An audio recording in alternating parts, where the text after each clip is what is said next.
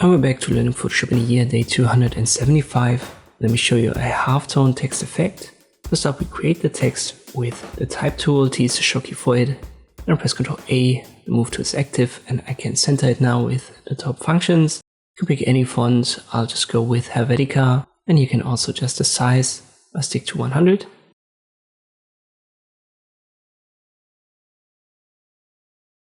The next part is important, so follow me step by step.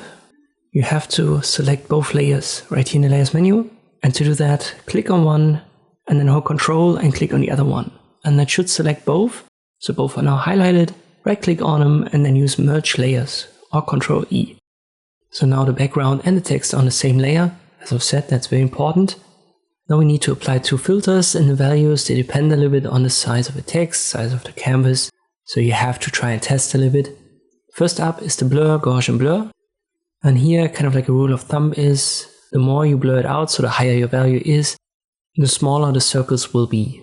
So you're going to feather it out basically with these halftones when you add a bigger blur, a more intense blur. Let me try for this example maybe something like 10, 12. We'll see if that was too low or not. And then go to filter and use the second, which is under pixelate. It's called color halftone.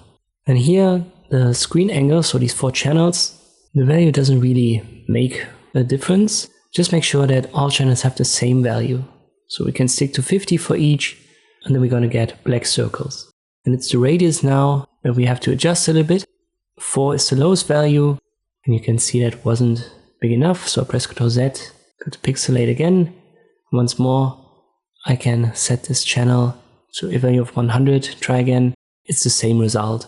So this value is basically just there for the colors. I show that afterwards. Let's first find a good value here for the radius. Then we make that 20. And I think that will be too high. So we know that between like 10 and 20 should be our sweet spot here. Let me try 12. And that looks kind of fine. Once more, check also the Gaussian blur. As I've said, you may have to adjust that value too. In my case, I would have gone a little bit higher with the Gaussian blur. I think that would have made the result look a little bit better. Now let's check the channels, and I show you what happens if we give a different value to channel 1. For example 50, and the other ones have a value of 100. And now you get colored circles. So this is what these channels are for. Press Ctrl Z and do it again. This time I give channel 2 a different value. You can see you get a different color combination. So for simple black and white, you want to keep these values the same, and then balance out the radius for this color halftone, and then I've set the Gaussian blur. I hope this video was helpful. Thank you for watching, and I'll see you next time.